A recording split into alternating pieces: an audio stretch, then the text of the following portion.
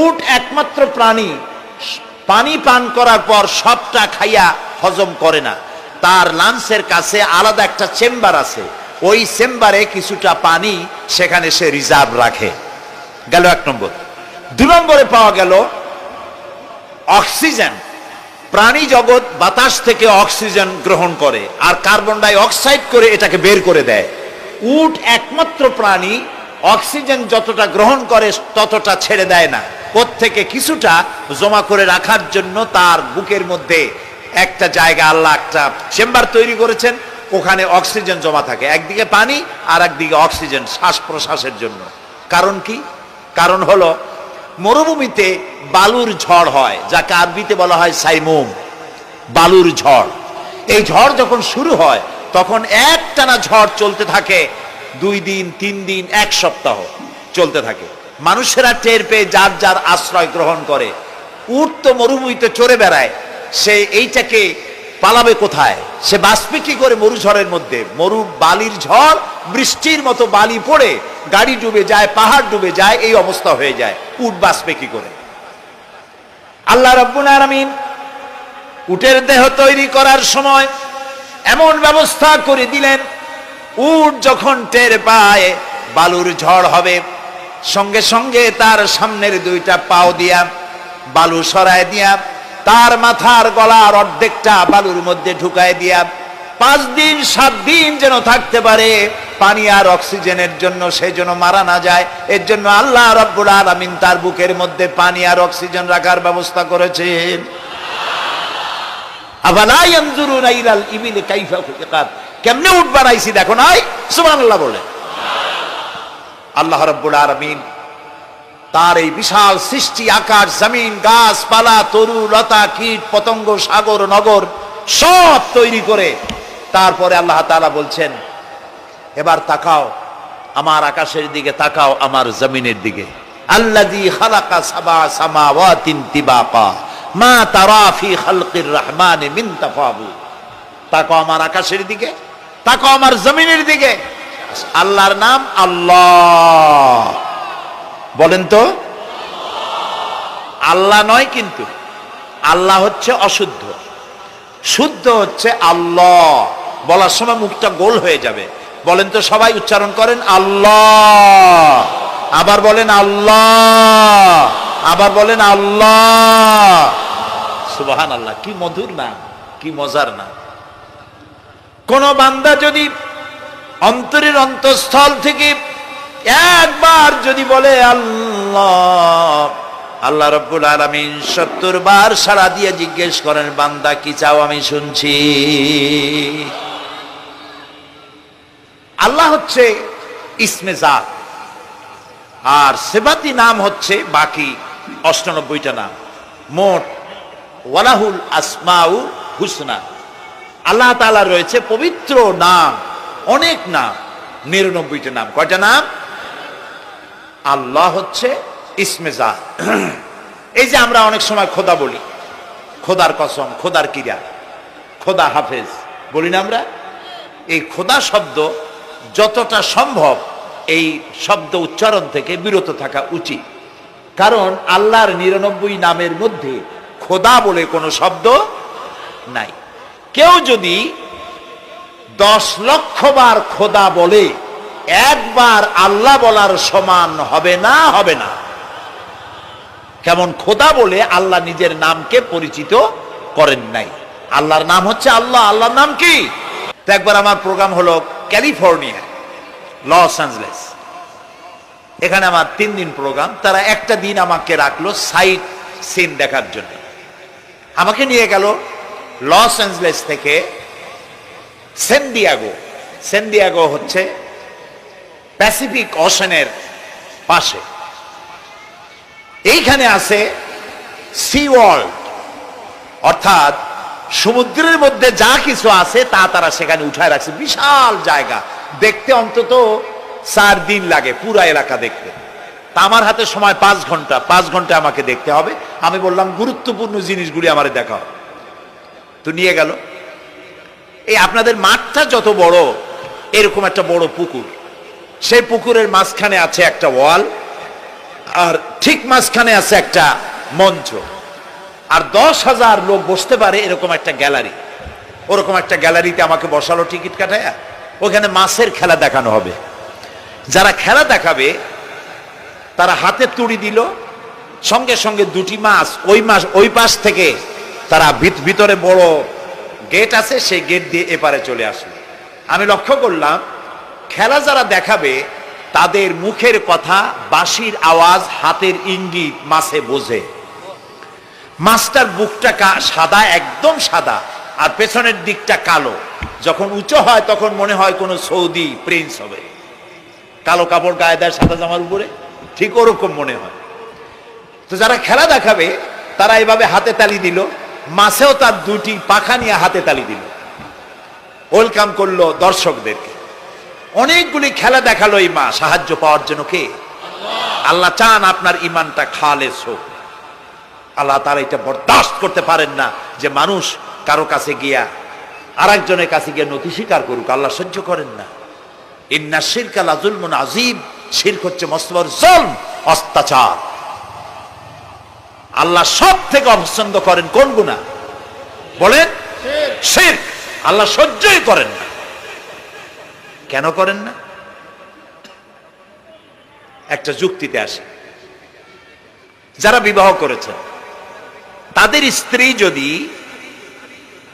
স্বামীর সাথে যে ধরনের হাসি খুশি প্রেমের আদান প্রদান করে, স্বামী ছাড়া যদি আরেকজন পুরুষের সাথে এরকমের ভাব বিনিময় করে, ফোনে কথা বলে, প্রেম করে, খুব সুন্দর করে ভালোবাসা দিয়ে যদি চিঠি লেখে অন্য পুরুষের কাছে, অথবা প্রেম নিবেদন করে, তাহলে স্বামীদের অবস্থা কেমন হবে বলেন? এইটার জবাব দিতেও যদি দেরি হয় তো খুবই কুলক্ষণ। হ্যাঁ, ভয়ানক হবে, ভয়ানক হয়ে যাবে। নিজের চরিত্র যতই যা হোক, বউর চরিত্র ভালো চাই। আচ্ছা বলেন তো, স্ত্রী আপনার সঙ্গে যেভাবে প্রেমের হাসি হাসে, প্রেম নিবেদন করে, ওই রকম আরেকটা পুরুষের কাছে সাথে করলে আপনার সহ্য হয় না কেন? আপনি স্ত্রীর উপর আপনার অধিকারটা কতখানি, কি জন্যে? আপনার স্ত্রীর যে হাসি, যে মিষ্টি হাসি, যা আপনার প্রাণ কেড়ে নেয়, ওই হাসিতে আপনার কোনো অবদান আছে বলেন? তার যে টানা টানা চোখ, সুন্দর ভ্রু, মাথায় অনেক লম্বা চুল, শরীরটা সুন্দর, যৌবন, রূপ, এর ভেতরে আপনার কোনো অবদান আছে? হ্যাঁ আছে, একটু তো আছেই। আপনি যে মুখ দিয়ে বউটা হাসে, সেই ঠোঁটে একটু লিপস্টিক লাগাইছেন। যে চোখের জন্য আপনি পাগল, সেই চোখে একটু কাজল লাগাইছেন। শরীরটাকে পেঁচাবার জন্য সুন্দর একটা শাড়ি কিনে দিছেন। একটা শাড়ি দিয়ে, একটু লিপস্টিক কিনে দিয়ে, চুলের একটা ক্লিপ কিনে দিয়ে, একটা ভালো শাড়ি কিনে দিয়া আল্লাহর কাছে দুইটা বৈধ জিনিস অত্যন্ত ঘৃণিত। কয়টা? একটা হলো তালাক, আর একটা হলো ভিক্ষাবৃত্তি, মানুষের কাছে চাওয়া। আল্লাহ পছন্দ করেন না। তো ভিক্ষুক ঘুরতেছে, একটা লোক বলল, মিয়া তোমার তো সারা জীবনই খরচ করতে দেখি। খরচ করবো না, করবো কি? যার কাছে যাই সে দেয় 4 আনা 2 আনা 1 টাকা, এর বেশি তো দেয় না। তেই দিয়ে আমি কেমনে বড় লোক হব? কয় যে তুমি বাদশারে চোখে দেখো না, বাদশারে চোখে দেখো না। কয় বাদশার কাছে কি আমার মতো লোক যাইতে পারে নাকি? কল না, যাইতে হবে, যাও। বাদশা একবার যাবা, এমন দেওয়া দেবে জীবনে আর তোমার খরচ করা লাগবে না। পাতি শিয়ালের পিছনে ঘুরে তো লাভ নাই। পাতি শিয়ালে খায় মুরগি, তোমার একটা ঠ্যাং দেবে, দাঁতের খেলালের কাজ হবে না। বাঘের পিছনে ঘোরো, বাঘে খায় গরু আর হরিণ, একটা রান দিলে তুমি 1 সপ্তাহ খাইতে পারবে। কাজে ঘুরতে গিয়েও বোঝা উচিত কার সাথে ঘুরি। তো বলছে বাদশার কাছে যাও। তো বাদশারে পাবো কই? কই তো দেখলাম কেবল মসজিদে ঢুকলো। তারপরে ফকির গিয়ে দাঁড়ায় আছে বারান্দায়, দেখে যে উনি বাদশা ভেতরে বসে হাত তুলে আছে ভাবে, আর চোখ দিয়ে পানি পড়ে দাড়ি ভিজে ভিজে পড়তেছে। নামাজ শেষ করে, মোনাজাত শেষ করে বাদশা বেরিয়েছেন। কোন বাদশা? শাহজাহান। বাইরে আসার পর ফকির বলল, আসসালামু আলাইকুম বলে ফকির রওনা করছে। বাদশা বলে, দাঁড়াও, তুমি যে রওনা করলা, তোমার তো ভিক্ষুক মনে হয়, আর লোকেরা যারা ভিক্ষুক না তারাও তো আমার কাছে চায়, আর তুমি তো ভিক্ষুক, চাইলে না কেন কিছু? ভিক্ষুক বলে, জাহাপানা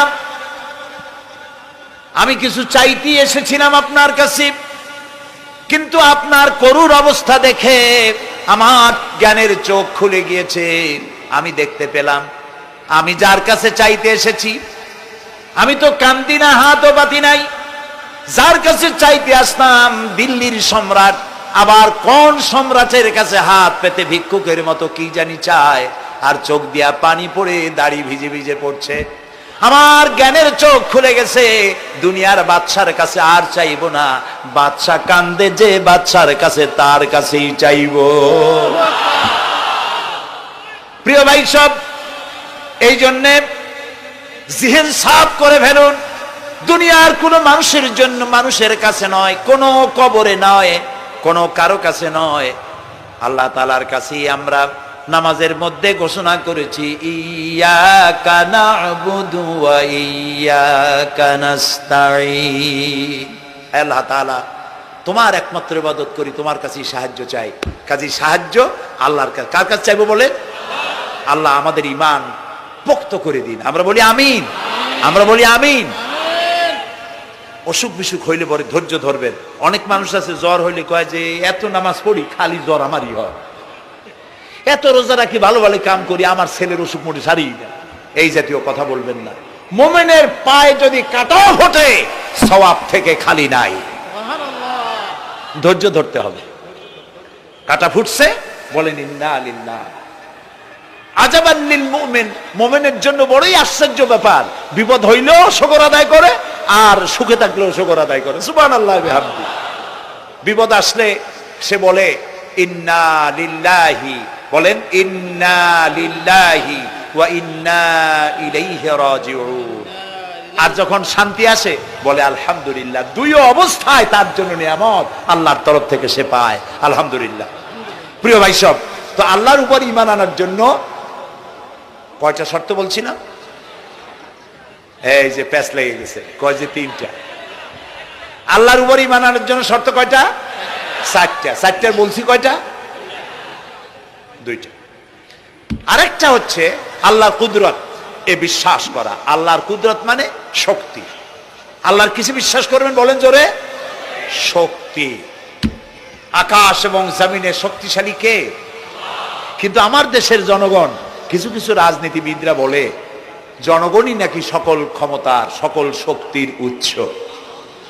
কি পাগল! তুমি ক্ষমতার উৎস? নাকের মধ্যে ময়লা, দাঁতে ছাতা, পেটের মধ্যে দুর্গন্ধ ভরা, ক্ষমতার উৎস? আশ্চর্য কথা। এই যে ক্ষমতার উৎস, হাজার হাজার লোক এখানে বসা, দুইটা ভাউয়া ব্যাংক যদি দুই কোণা দিয়ে ঢোকে, ভাউয়া ব্যাংক চেনেন? বিগ সাইজের ব্যাংক, দুইটা যদি দুই দিক দিয়ে ঢোকে লাফাইতে লাফাইতে, সামনে যারা আছে এমনি লাফাবে। অন্তত টঙ্গী তামিরুল মিল্লাত মাদ্রাসা ছাড়াইয়া তারপরে ফিরে তাকায় বলবে, ভাই আমরা দৌড়াই কেন? ব্যাংকের সামনে অসহায়, বল্লা ভীমরুলের সামনে অসহায়, সাপের সামনে, বিচ্ছুর সামনে অসহায়, তারা কয় সকল ক্ষমতার উৎস জনগণ। কপাল পোড়া। ক্ষমতার উৎস জনগণ নয়, এটা কোরআনের সাথে কন্ট্রাডিকশন হয়। এ কথায় আল্লাহ বলেছেন আন্নাল কুওয়াতা লিল্লাহি জামিয়া। সকল ক্ষমতার উৎস কে? চিল্লায় বলো ক্ষমতা কি দেখছেন? মাত্র 1.5 মিনিট। কয় মিনিট? মাত্র 1.5 মিনিট। আল্লাহ বলেছেন কোন? সাথে সাথে তামিলনাড়ু, মালয়েশিয়া, ইন্দোনেশিয়া, থাইল্যান্ড, মালদ্বীপ, শ্রীলঙ্কা, 2 লক্ষ লোক শেষ, 1 লক্ষের খোঁজ নাই। সমুদ্রের পানি 33 ফিট উঁচু হয়ে এসছে। সুবহানাল্লাহ কই দিচ্ছে করে না? বিজ্ঞানীরা বলেছেন ভারত মহাসাগরের তলদেশে ফাটল ধরেছে, ওর কয়েক কিলোমিটার নিচে ভূমিকম্পের উৎপত্তি হয়েছে। ভারত মহাসাগরের পানি 3 হাত না 4 হাত, কত কিলোমিটার আল্লাহ জানে। এই কয়েক কিলোমিটার নিচে যে মাটি, সেই মাটিরও কয়েক কিলোমিটার নিচে ভূমিকম্পের উৎপত্তি। জিন্দাকে মারতে পারেন, মরুভূমিতে ফুল ফুটাতে পারেন। সুবহানাল্লাহ। যা খুশি তাই করতে পারে। এই শক্তি সহকারে আল্লাহকে বিশ্বাস করতে হবে। চতুর্থ নম্বরে আল্লাহর হুকুম এবং হাকাম, আদেশ নিষেধ। আমি আল্লাহরে বিশ্বাস করি, এই কথার কোনো দাম নাই যদি তার আদেশ না মানি। এই কথার কোনো দাম নাই যদি তার নিষেধকে আমি আমার জীবনে প্রত্যাহার না করে চলতে পারি। মুসলমান বলে দাবি করার কোনো মূল্য নেই। একদিকে নামাজ পড়ি, আর একদিকে ওজনে কম দেয়, খাদ্যে ভেজাল দেয়, বেপরদা করি, মিথ্যা কথা বলা হয়, ওজনে কম দেয়, খাদ্যে ভেজাল দেয়, জমিনের আইল ঠালে আমানতের খেয়ানত করে, আল্লাহর হুকুম মানা হলো না, রসুলের আদেশ মানা হলো না। আল্লাহর উপর ঈমান আনার জন্য চতুর্থ শর্ত হচ্ছে আল্লাহ যা বলেছেন মাথা নত করে মেনে নিতে হবে। প্রিয় ভাই সব, পৃথিবীর 48টি মুসলিম দেশ কাদিয়ানীদেরকে নন মুসলিম মাইনরিটি হিসেবে ঘোষণা দিয়েছে রাষ্ট্রীয়ভাবে। সৌদি গভর্নমেন্ট আইন পাশ করেছে, কিয়ামত পর্যন্ত কাদিয়ানীরা মক্কা মদিনায় প্রবেশ করতে পারবে না। বিগত 100 বছরের ভিতরে কোনো কাদিয়ানী মক্কা মদিনায় ঢুকতে পারে নাই। আজকে বাংলাদেশে খতমে নবুয়তের আন্দোলন নতুন কিছু নয়। দীর্ঘদিন থেকে এই উপমহাদেশে খতমে নবুয়তের আন্দোলন চলছে। এই আন্দোলন চলবে যতদিন পর্যন্ত সরকারের পক্ষ থেকে তাদেরকে নন মুসলিম মাইনরিটি ঘোষণা না করা হচ্ছে, আন্দোলন চলবেই। লক্ষ লক্ষ মানুষ চলে গেছে, সবার একই ড্রেস, একই গন্তব্য, একই স্লোগান, লাব্বাইক আল্লাহুম্মা লাব্বাইক। সব মানুষ চলে গেল। আমি 96-তে যখন পার্লামেন্টে আসলাম, প্রথম পার্লামেন্টে এক বক্তৃতার ভেতরে আমি বলেছিলাম যে আমাদের দেশে নেতা নেত্রীরা উমরা করে, হজ করে। আচ্ছা, আপনারা যাইয়া দেখেন কি, করেন কি, আনেন কি? যাইয়া একটু তোয়াব করিয়া আসার সময় আতর আর পাথর, সুরমার খুরমা পকেট ভরে নিয়ে আসেন, কিন্তু চোখে দেখেন না। আল্লাহ তাআলা বলছেন, আওয়ালাম ইয়ারাউ আন্না জাআলনা হারামান আমিনান। তোমরা কি দেখতে পাও না আমার এই হারামকে আমি কিভাবে নিরাপত্তার শহর বানিয়েছি? সুবহানাল্লাহ। রাত 2:30-3টার সময় চাঁদের মতো সুন্দরী যুবতী মেয়ে একাকিনী, কোনো পুরুষ সঙ্গী ছাড়া, নিজের ডেরা, নিজের তাবু ফেলে কাবা শরীফের ভিতরে এসে গেল। লক্ষ লক্ষ পুরুষের মধ্য দিয়ে আল্লাহর ঘর তওয়াফ করলো, তাহাজ্জুদের নামাজ আদায় করলো, এরপরে দোয়া দুরুদ করে কান্নাকাটি করে মেয়ে লোকটি একাকী লক্ষ লক্ষ মানুষের মধ্য দিয়ে নিজের ঘরে ফিরে গেল। কোন পুরুষের একবার তার চেহারার দিকে নজর পড়েছে তো দ্বিতীয়বার তার রূপ উপভোগ করার মতো সাহস কারো মনের মধ্যে জাগে না।